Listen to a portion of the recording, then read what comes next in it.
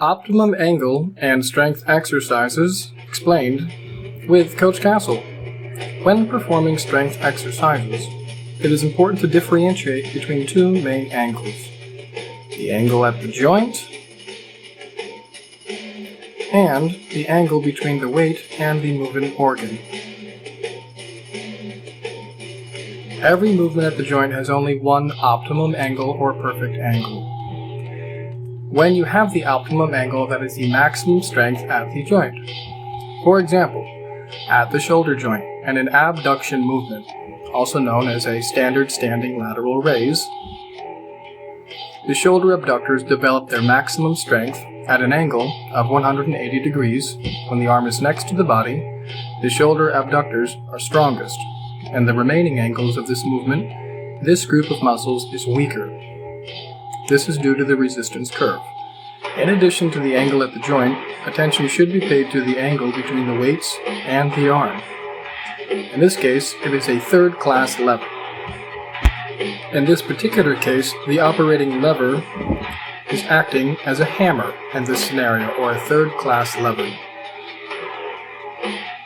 When the arm is next to the body, the weight does not cause rotation of the arm.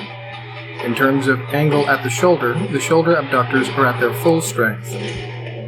However, the weight does not place a burden on these muscles, minimum rotational force of the weight. i.e., the weight does not cause rotation of the arm around the shoulder axis. Meaning, in this state, the shoulder abductors are not being exerted upon at all due to gravity. So, how will we create a rotational movement that will place a load on the shoulder abductors at the angle in which they are strongest? We will simply turn our body and lie on our side for the optimum angle.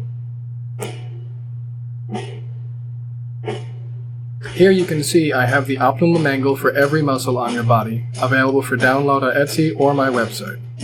Back to the video, here we will create a state where the weight is perpendicular to the arm and will place a load on the shoulder abductors. In this state, the angle at the joint is optimal, and the angle between the weight and the arm is 90 degrees.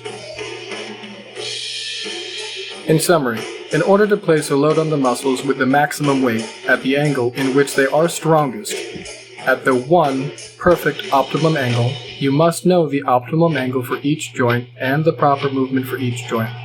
Then you must adjust your body position or the resistance to accommodate gravity and your own anatomy. This will be discussed more at a later lecture explaining the resistance curve and force components.